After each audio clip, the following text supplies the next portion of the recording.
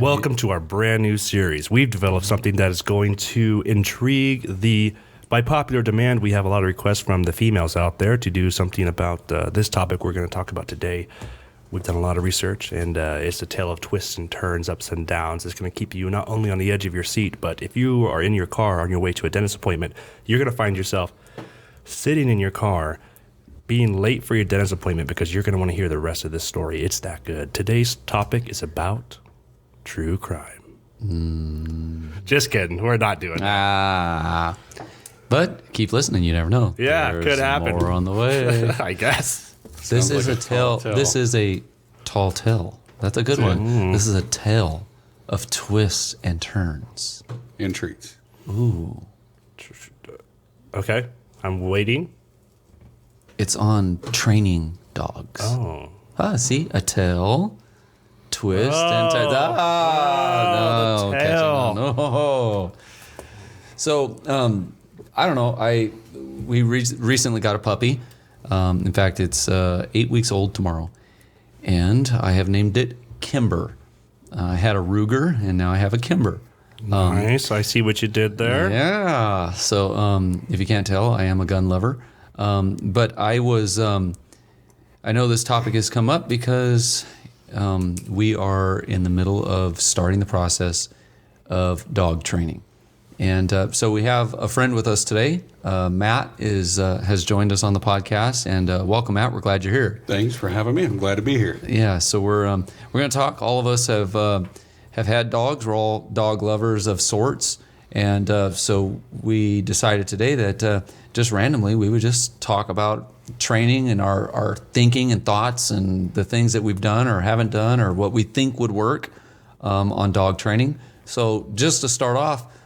Jonathan, how many dogs have you ever had? I don't know how many dogs I've had total, but I think a couple of my favorite dogs were one of the dogs I got from Matthew. Actually, her name was Duchess. She was a yellow lab. Okay. And even though I got this dog when she was a little older, I was still able to train her to do some pretty neat things. And she was a really obedient, calm dog, which is pretty awesome. That actually brings up a good question, Matt. What would you say is your favorite breed of dog? Favorite breed of dog? I guess it kind of depends on what kind of a dog you're looking for, because I have a lot of favorite breeds. Some of my favorites, I love Labs. Mm-hmm. They're great. I love the German Shepherd. Oh, yeah. And the other dog I still want to kind of get back into having when I was a kid was... A Yorkshire. No, Yorkie. Oh, yeah, that's exactly a Chihuahua. Wrong. Completely wrong. Rats don't qualify in this topic. Yorkie Terrier. But Great Danes. Ooh, yeah. So they're fun. I've never had a Great Dane. I have a couple. I've always loved labs. So the dog that I got was a chocolate lab. She is my second chocolate lab. I had a black lab before that. I've had what I call two Lassie dogs, Sheltie or Collies, and then trying to think. Oh, I had a Dachshund, hot dog. And have I had any other dogs? Do you know what amazes me about dog breeds is how much smarter Border Collies are than other breeds. It is amazing. It doesn't make sense. I watched this guy play catch with a couple dogs. He had a pit bull, a lab, and a Border Collie. So he has all of them playing together, and he's throwing a Frisbee. He would throw the Frisbee, and the Frisbee would be angled in such a way that it was going to fly to the left. And the other two dogs didn't get it. The pit bull and the lab were just running straight, going towards the trajectory of the Frisbee, but the Border Collie noticed, it's slanted. It's going to come back this way. And the Border Collie could catch it every time. Yeah, they are amazing. So my grandfather actually had he's had multiple Border Collies, and recently he asked us to watch his Border Collie, and they are off the charts when it comes to... What are the dogs they use to herd the sheep? Australian Shepherds, Shelties, Collies, or Border Collies. Wow. So all of those, and they are... So it's interesting to me to watch the different types of dogs and how their genes create kind of what they're bred to do. So any of your herding dogs, herding, herding, those kind of dogs are very limber and kind of like a border collie, they're very Well, they got to run circles around everybody. yes, but they always have great anticipation. So you'll notice like a Sheltie, a border collie, they're always anticipating. It's like it's in them. Yeah, it's like in that their dog genes. Like anticipating that they're frisbee. anticipating your next move. So if you're walking with a border collie or Sheltie or collie, and when you're walking, if you start zigzagging or making fast movements back and forth, they anticipate that to herd you into a specific place. And then you have like a working dog, like a German Shepherd, which I've never had, but I've watched them a lot of times, maybe on a police ride along or something like that. And they have a more kind of a power forward kind of, but they're brilliant in how they get things done. And then obviously bird dogs and tracking dogs, they each have their own little set of something that they're really extremely good at, and it's really, I don't know, it's just neat to watch. So as far as training, what do you guys what are your methodology? What have you done? Just in the smallest things, what have you done with a dog, either one of you? Just curious. Well, I've always understood that a dog is when you have a puppy, it's an infant, not a miniature adult. I'm just kidding. I just read it off the internet. No, but really, so something that I learned is kind of common. You would think it should be common sense, but one thing is you have a dog that maybe does something you don't like. So you want to discipline them, whether you put them in the kennel, you put them outside, whatever, they're going to get disciplined. So I've seen people that will call their dog over. It's like, come here. And it comes over to them and they throw them outside or place them outside as a punishment. But really, that dog is a little bit shorter-minded than I think they're giving him credit for, because the dog approached the owner because he said, come here, and then he gets thrown outside. So in my opinion, I think that dog is being trained, hey, when I go to my owner, when he calls me, he just wants to put me outside. The dog doesn't realize he got put outside because he had an accident on the living room floor. Okay, so basically what you're saying, correct me if I'm wrong, that for a dog, going outside is not punishment. Or whether it be the kennel or whatever method of punishment you use. Oh, okay, gotcha. So basically you're saying that it sends a mixed signal It sends to a the mixed dog. signal to call the dog towards you and then give him the punishment of putting him in his Yeah, kennels. so what you're saying is you have to go directly to the dog in his Show the dog the mess. disobedience. Like, listen, this is the mess you made, and at that point, the punishment ensues. And So then he makes say the connection. punishment right away. Oh, this is why I'm being punished. This right here. See, I agree with that too, completely. But one of the biggest things I've learned with dogs is consistency. Yes, You yes. have to be consistent. You can't just play lazy or clean up the mess later or deal with the dog later. You have to stop what you're doing. Take care of the situation so the dogs know. Once you get that and it's consistent, and it's usually just a couple of weeks on almost anything you want to train an animal on, and then they learn, like, hey, I'm not going to do that again. It's almost like, we hate to. How's the volume on your headphones, Matt? Good? Yeah, seems to be all right. All right.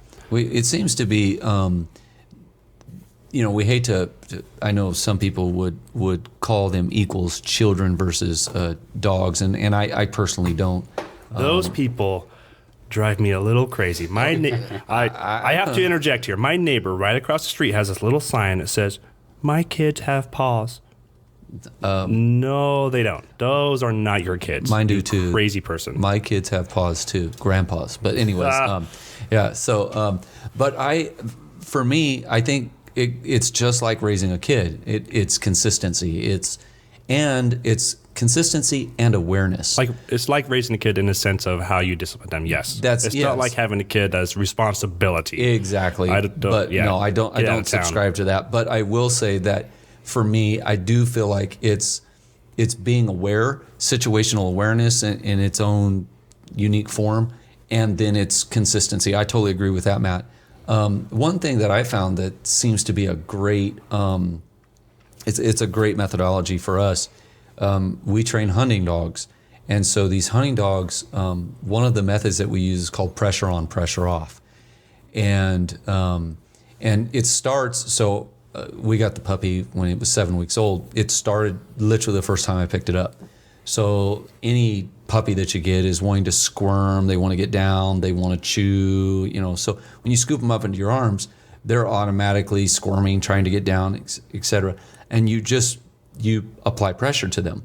You squeeze them, obviously not too hard, but you squeeze them to the point that they feel that firmness. And then the minute that they stop squirming, you let off the pressure.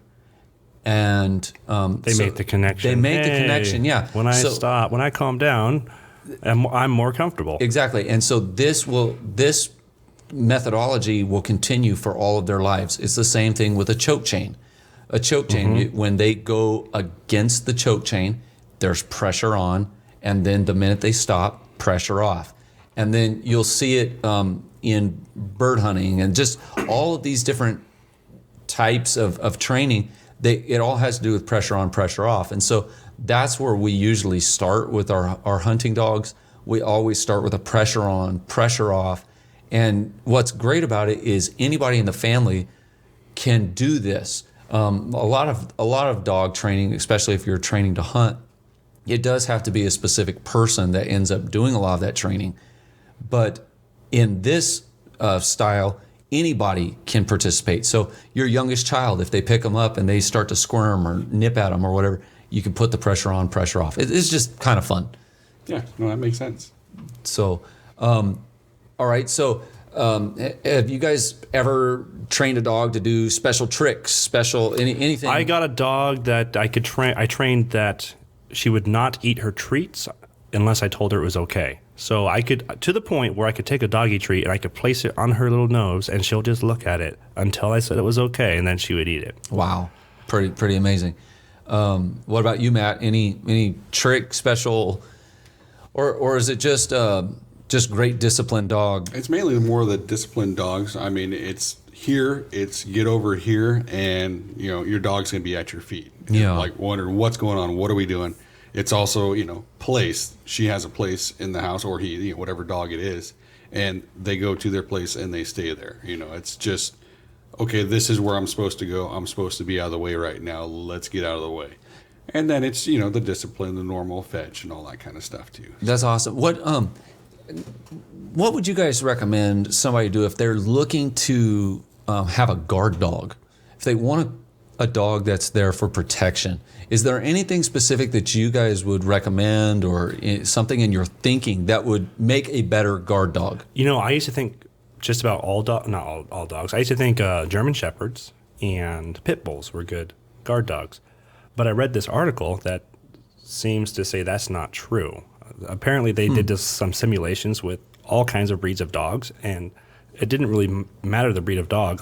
Half of them ran away when the simulation ran through. Somebody pretended to be a burglar, come in the house. The dog would just run out the house, like terrified. Huh.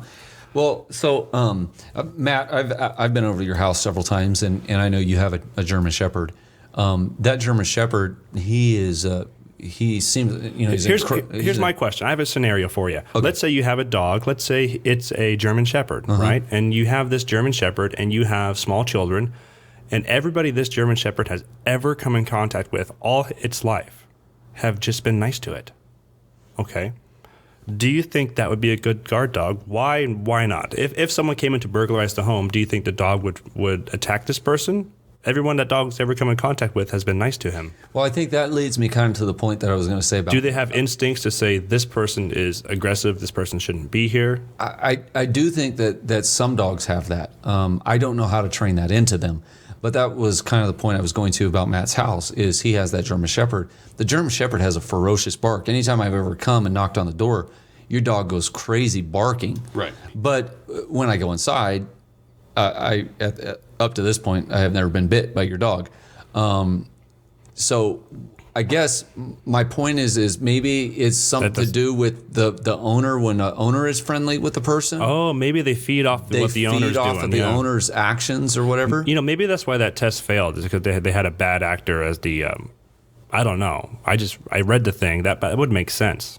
That's a variable I didn't think of. Yeah, because I think it's just like kids, and I don't know. Chime in, Matt, if you have something. That, Well, I do. My dog, he's around friendly people a lot. But I did have an electrician come to my house. He was supposed to be doing some work there. He was actually carrying in a box to do some work for me.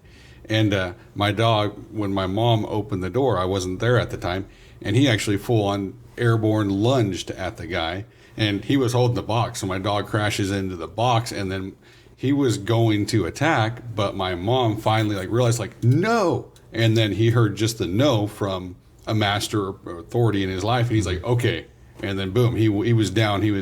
I don't know how far that would have gone, but he took it, and he was not happy.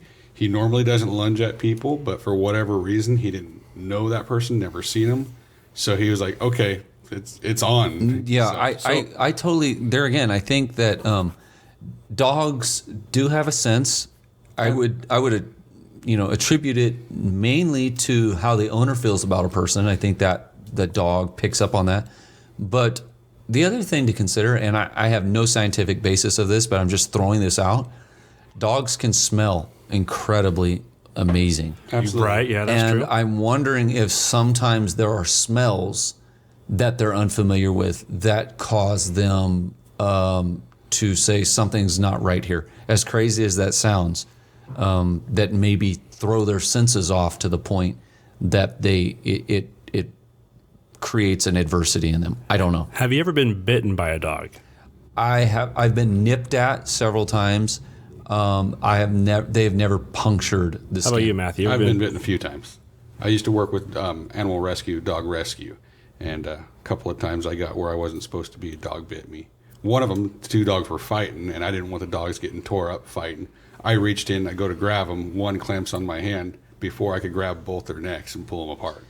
So, Okay, so the that's one- theory, there's a theory out there that dogs don't bite unless that basically humans are the problem, that we put them in a position Was this where theory propagated by PETA? Or probably, but basically that it's not the dog's fault that he bites you, it's that you made him uncomfortable.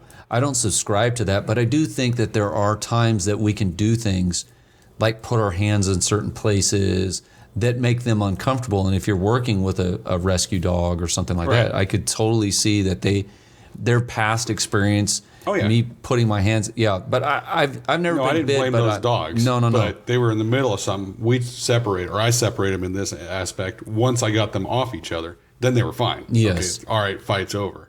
Another time I got bit by a dachshund that we had because I reached into her kennel to get a treat that was for the other dog. But when you reach into their home or their habitat, that's theirs. They're going to guard it. So in this instance, she slept in her kennel. That was her room. And you can't reach in there and get her. You have to get her to come out. Yeah, Otherwise it's she weird bites how you they're- every time. But that's her spot. they You can be can't get it. territorial over this weirdest things, like cars. You're never supposed to reach up and touch someone's dog if they're in like the back of a pickup, no matter how happy they look. If you reach up to touch that dog, sometimes they'll attack you because they think It's you're the territorial encroaching on their. instinct in the dog. Pick up bad. I've been snapped at before because they were eating and I reached down towards their bowl, and that's like you said, it's I was a territorial thing. bit one time. I used to I had a job where I would go into people's homes and do some work, and I remember knocking on this door. They opened the door, and there's this dog. It was a very old border collie, and I could tell it had cataracts or something going on with his eyes where he couldn't see very well. His eyes looked kind of messed up, but just the way he looked at me, I thought, oh, that dog's gonna bite me. He wasn't barking, but I could just tell this guy was taking the stance, like he wanted to attack me. And so I asked the customers, hey, do you mind putting your dog somewhere where we're not gonna be working? So they did. They put him in a back room. Well, somebody opened the door to that room, and the dog comes barreling out and doesn't hesitate, comes right up to me and bites my leg, and I'm running out the house trying to get away from this thing. Oy. Well, Yeah, it was crazy. I said, your dog just bit me. Like, oh, no, he's never bitten anybody. And I pulled up my pant leg, and there's all this blood. And then they said, oh, my. Then instead of saying, he's never bitten anybody, now they're saying, he has all of his shots. Yeah. We're really sorry. well, I guess that would be the standard line. My dog doesn't bite anybody, but those are the ones that, hey, you still get bit. I mean, I don't know. Dogs can they can be scary at times. In that case, They're big. I don't think it was the dog's fault. He was defending his house. I could definitely tell. I asked him to put him away. I think it was 100% the human's fault in that case because that dog, he couldn't see very well. I could tell. So, yeah, not the dog's fault. So I have a question. We've been talking about guard dogs. Have you guys ever been around or spent much time in a hunting environment with any kind of hunting dog? No, never hunted with a dog. I have seen a duck dog in action, like in the training with they have these training bumpers that they use. I've seen that, and it's pretty cool. I like the commands they use. Okay. They say here when they want the dog to come to them. They say heel when they want the dog to. Not always, but yes. Okay, go ahead.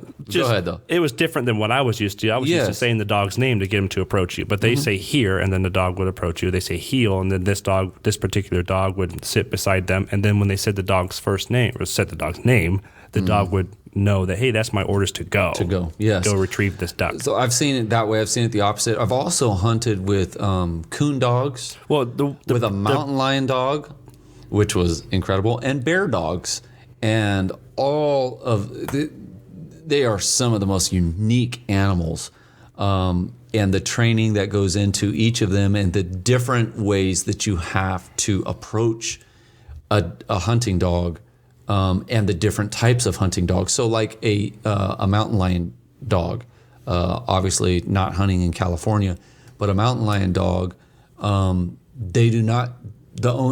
do not get close to those dogs, so they don't have your typical pet relationship where you pet them and you talk to them, you load them up in the truck and feed them, little snacks. They don't have that relationship, and the reason why is because over 50% of these dogs will be lost in the hunt when you're hunting a mountain lion. So they do not want an emotional attachment with that animal.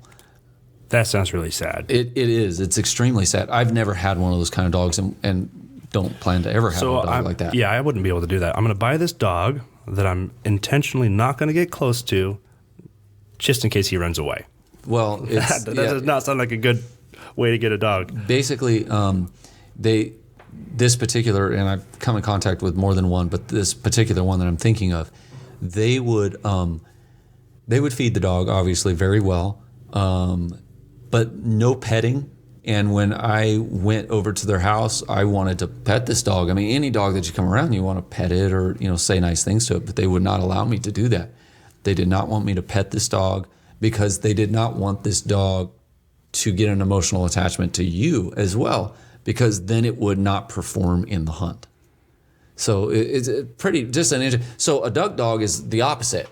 Like, you want it to be your best friend. You want that emotional attachment. And so I don't know. It's just the different theories in training different types of working dogs it's beautiful to me. Yeah, I never knew that. That's pretty interesting. Yeah, it's sad too. I do. It's agree. sad. It's more sad than interesting. Yeah, Yeah, because at that point you have a tool and not an animal or a pet. and that's the way they look at it. That's just what it is. It is a tool for them. Yes. And I mean, that does make sense if you live. I mean, not in California, but Yes. You know what's other parts of this world. I imagine you need those animals though too, because they will save your lives. That's exactly it, and you said it perfectly. This particular situation, they did look at it as a complete tool. So it was just like me going down and buying a drill for my business. They Right. had I mean, I've that seen- much emotional attachment to it. Zero. Typically in the wilderness, you will not see mountain lions. I mean, No. they'll get you or whatever, or they just watch you and you don't even know they're there. Yes. So it's very interesting. The dogs will see them. Yes. Now, this is another little interesting tidbit about hunting dogs. Hunting dogs, let me go back. Coon dogs or fox dogs typically hunt better after a fresh snow. So they can hunt at Is any this point. because there's less scent things that distract them? That's exactly it. The scent is fresher and better because it's like taking, if you have a cold and you go take a 45-minute steamy shower, kind of clears you up. Mm-hmm. And that's the same, that moisture is the same idea with a fresh snow. Yes, not in a fresh rain, but in the fresh snow. The snow, for some reason, has the capability of holding fresh scent. It doesn't hold it. It basically mutes all the other scents, but then a fresh track, it will hold that for longer. And so a fresh snow is the best time to go coon hunting because that coon dog can pick up that scent way easier after a fresh snow. Well, that makes sense because you're really not going to smell the snow, but you're going to smell anything on the snow. Yes, Yeah, kinda. exactly. So it's like a blanket almost, Right. a barrier in between the old scents and the new scent. So, but no, I love training dogs. I really do. And so this is kind of a funny story, sad but funny. So my former dog named Ruger, he was a duck hunting machine. But in my training, there's a thing, Matt, I believe you mentioned the word place, which is basically where you have an object or a spot that you send your dog to, and they place, and then they're supposed to stay there, and that's their little area that you want them in. We like to use for the training outside. We use a spare tire with a piece of plywood on top of it. It's kind of like a little platform. We stick them on that, and then we tell them to place to that tire, and then they'll go and sit on top of the plywood. And so my dog, I had placed my dog, and so I placed him. He's sitting there, and Does this story include a death? no death, no right. death.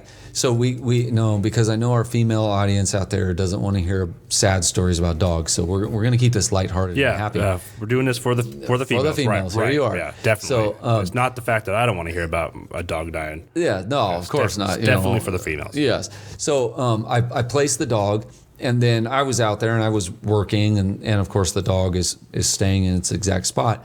And then I got a phone call inside. So I walked inside and got on the phone, and by this time it's been about 15 or 20 minutes. My dog is placed, still staying there, and I'm on the phone, and I keep checking on it, but it's not moving. And so then after the phone call, which was lengthy, I get off the phone. I forget that my dog is placed. I forgot completely about the dog, and I had to run to the grocery store. Oh no! So I run to the grocery store, and I'm gone for a little while, get everything that I need. I come back, I put everything away, everything is good, and all of a sudden I hear a yelp, and I was like, oh no, my dog. And I stepped out in the backyard, and my poor dog had been placed for over 2 hours and Wow. never moved. Yeah, never moved. So pretty awesome. it's pretty exciting to see. It's almost like when your kids perform something really good and you're like, yes, He wasn't even a little bit mad. He's like, I hope you liked your eggs. exactly. Was that bacon whatever you worth got. it? You better give me a little bit of it. So, but yeah, no, it was kind of that was a cool story. I guess like a proud grandparent or something. You know what's weird is how much I like dogs, but I don't care about certain other animals like rats or mice. I don't like them at all. That and I'm not a big bird lover. Really? Yeah, They are I mean, they're loud pretty, and messy. They're pretty. But I love dogs, but I don't know that I would probably want, if I had the right property, I'd want a horse, maybe a cow or some cattle. But I don't think like. What do you think about birds, Matt? I don't know. Birds are kind of cool. I mean, it's neat because you could train them. They can talk, different birds, some of the bigger birds, different things. But what I don't love about them is they do make a big mess. Yes, no they matter do. what you do or what you look at. And I understand they have cages, feed them in that. But when I was growing up, we had a couple different birds. We had a blue and gold macaw. And that dog or bird was just crazy. Like, it would crawl down off his cage when you're eating dinner if you were ignoring it. And it'd go up to you and start pulling on your pant leg. Like, Wow. with his beak. Like, hey, I'm hungry. Yeah, and we had then- dogs at the same time. So, but this bird would hold its own against the Yeah, dogs. it'd scare the dogs away. Oh wow. And then if you ignored the bird, I did it. Actually, I was making a sandwich one time. I ignored the bird on purpose. Next thing you know, bird climbs all the way up my pant leg, climbs up on my shoulder. I'm still ignoring her, so she crawls down my arm, and then she starts eating my lunch meat. Wow. All right. So she was hungry. I guess we never had birds. My uncle, shout out to Uncle Kurt. He bought my sister a duck, a little duckling. Actually, so cute when we first got it, but it was an absolute mess. And the other time, he bought her an all white dove. I guess it would have been. I don't remember. And built this big old cage and had its wings trimmed or whatever. The problem is he failed to tell my sister that you have to trim their wings every so often or Right, whatever. they grow pretty And quick. Yeah, so it was outside, and one day my sister went to lift the lid on the cage to feed it, and Bye, away birdie. flew the birdie. Yeah. Now you brought up a kind of something interesting to me, and that is dog, or you said bird, the bird coming up at your feet while you're eating. How do you guys feel about a dog, a cat, a bird, any pet being at your feet while you're eating food? I don't like it. Not at all. I don't either. There's something about. That's why I don't feed any of the animals. It's mainly dogs. I don't feed them table scraps, especially when we're eating. I mean, that's not the right time. That's not the right place. There's something about that just drives me crazy. Oh, then they'll start begging too. I mean, you're in the yes. middle of dinner, or if you have guests over, and then hey, who's that whining? It's the dog. The dog wants to eat. Exactly. The other thing that that you mentioned that kind of is an interesting concept to me, and that is, do you believe in that dogs recognize dominance? Did you guys just go silent on me? We did. We figured you'd Sorry, start we had over. some company. So, Okay, so I have a question. okay, no, we're almost out of time. What's your question? Okay, my question is, do you believe in Ghosts? that No. that dogs recognize dominance? So I'm gonna I need do more believe details. So. I mean, if you're talking like the dominant figure of the house or the family, Yes. Like my wife will tell the dog, "Don't do that," or "Stop," or "Place." My dog doesn't listen. He'll look at her. I mean, it's funny. He looks like he rolls his eyes, like whatever. It's not going to happen. Wait a minute. Did he learn that from you? No, I'm teasing. Oh, He probably did, but and I'll look down and I'm like, "Place," and he's like, "Okay." He goes and sits in his place. Like that's it. Well, my yeah. kids, they try it. They're like, "Place, place." yeah, I think it's pretty place." evident They that kinda I dogs. think yell it at him. does, but okay, so what can a child do to mock dominance so that a dog will listen to them? Speak loudly. I don't know. That's Well, I that's think one of the things with why it doesn't work for my kids is they'll tell them place, but then they don't enforce it, and that's when they play off. It's not Yeah. really so much the dominance; they don't do the same things that I did to train that dog. Yeah. Where if I say place and he doesn't go to his place, I grab him by the collar and I put him in his place, and I tell him I said place. so and then he knows understands. that there's My a kids consequence. have never done that. My Yeah. wife hasn't done that. And Yeah, he's like, might as well go. I'm gonna get drug over there anyway. that's it. I mean, every time it's just, and I don't want a dog that I can't say, hey, move, and he doesn't move. Like, Yeah, I'm not going interesting. anywhere. Well, I know that I don't know. To me, just summing all this up, I know our time's running short here, but I do enjoy the idea and the concept of training dogs. I think not so much just because of the training, but there is a joy in recognizing that you can impart something to something else, and it will react, and its life will be bettered by it. I think there's a joy in that. Absolutely. So this has been fun. I've enjoyed the topic, and I recognize that there's a lot of people out there that have pets. You may feel differently about your pets than we feel about ours. We get that, but we would kindly ask that you leave a comment if there's a pet that you'd like us to talk about. If there's something, a training idea that you have, leave a comment in the comment section down there, and we look forward to hearing your comments about pets and And if you get especially. bored, always look. Well, it was fun having my brother Matthew as a guest on the podcast. We're glad you could make it, and that's all we have time for today. So we will see you next time. Sounds good. Thank you.